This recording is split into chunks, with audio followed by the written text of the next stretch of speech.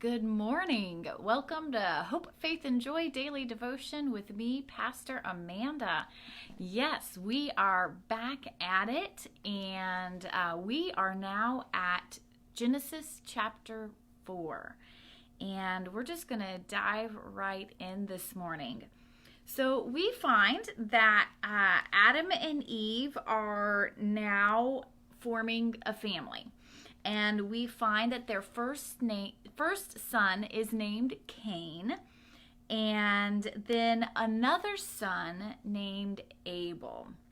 And what we find out very quickly is that Abel is a shepherd and Cain is a farmer. And what happens is that they both present their offerings to God. But the scripture then tells us that God finds favor in Abel's offering, but not in Cain's offering. Now, what's interesting about this is the scripture says, God found favor in Abel's offering and not in Cain's offering. However, scripture later on, like in Hebrews and in 1 John, it's not the sacrifice itself that God isn't liking. It's the heart of the sacrifice. And if you think about it, in this term, Abel, when Abel is offering his offering, he's looking up to God, giving thanks. Here's my offering. But what Cain is doing is he's looking to the side, comparing his offering to his brother's offering. And so it's not what we present to God, it's our hearts, where our hearts are when we make a sacrifice or when we make an offering. And Cain's heart was not in the right place, and therefore God wasn't really excited to accept Cain's offering. And so we find out then what happens is the Lord recognizes that this is causing anger in Cain, and that it says his countenance fell. So maybe he's a little mopey about it. And what God says is, if you do well, will you not be accepted? And if you do not do well, sin is lurking at the door. Its desire is for you, but you must master it. This is intense right here. This is the first time our scripture actually says the word sin. Like Adam and Eve, it doesn't use the word sin at all. It talks about disobedience is what happens in the Garden of Eden. But what happens next, because their disobedience in a sense, well, of course, they're not listening to what God said. But it only harmed themselves in a sense. But God can tell that what Cain is doing is preventing this relationship, and sin is finally entered, and it's something that he has control over. It says that you must master it. But now that they're no longer in the Garden of Eden, now that they are out in this real world, so to speak, sin is now within their power. And what we find is that Cain does not choose to have power over this sin. And instead, he kills his brother, Abel. Now, this little extra word understanding a little bit over here on the side, but Abel, in the Hebrew, actually, it's like a vapor. Abel means this image that goes away. And so we realize how life is fleeting, how quickly it passes by. It's just this moment. And so life is like a vapor. And so it's kind of interesting word study there. Abel is how it goes. And so anyways, so what we find next though is that God again confronts Cain. Where is your brother?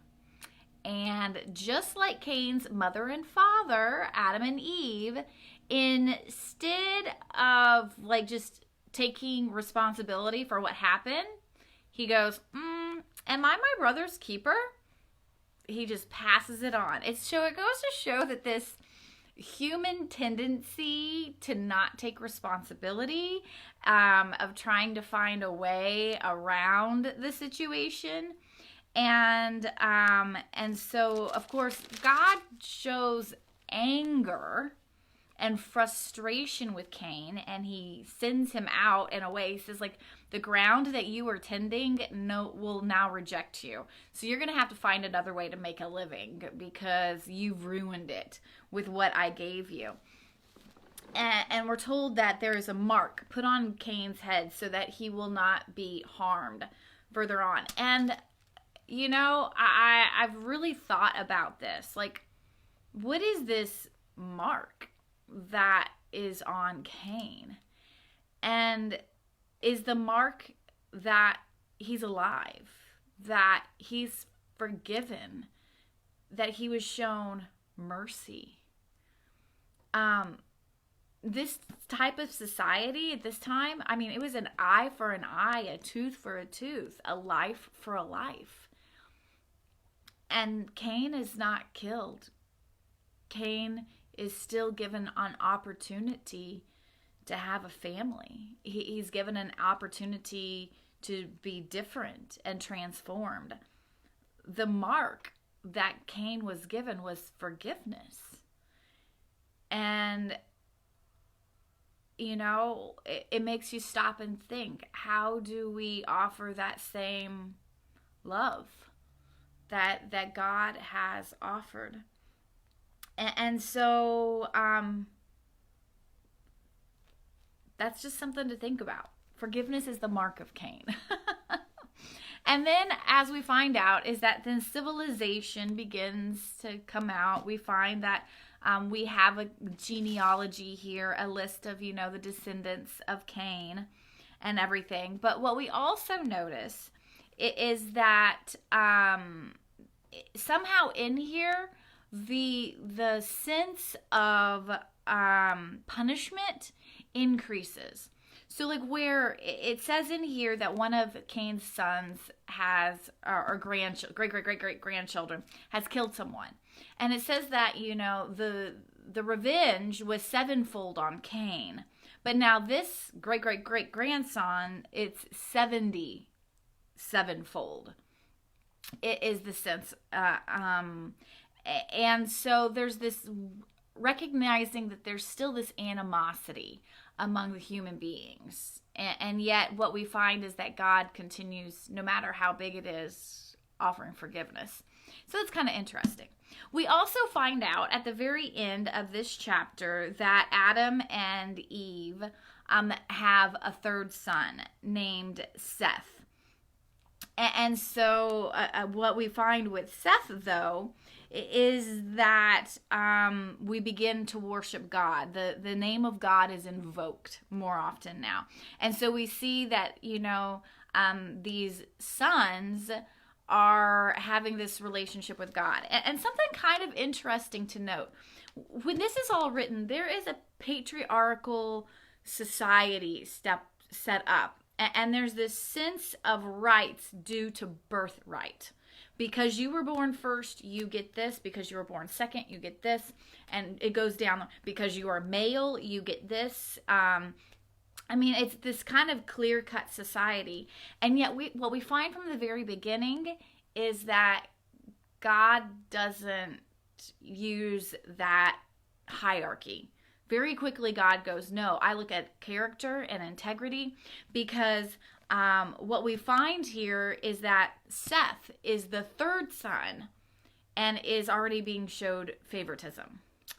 And so we recognize that God does not use the privilege that humans have created, and we'll find that through the rest of Genesis. You know, the second son is chosen, the fifth son is chosen, but it's not the one that everybody expects, because God looks at the heart and the character and integrity of every human being, and that's what matters.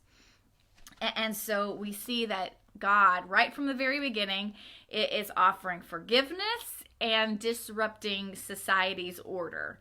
and saying this is not necessarily the order it should be. So it gives us something to think about how society is being challenged, and how our own expectations are being challenged in these times. And so pretty cool. Just there, chapter 4. So we'll meet again tomorrow, Thursday, for chapter 5, as we continue to see the world come into being. And we're going to meet Noah tomorrow, so very exciting. And so thanks for joining me today. Have a beautiful day. We'll see you later. Bye.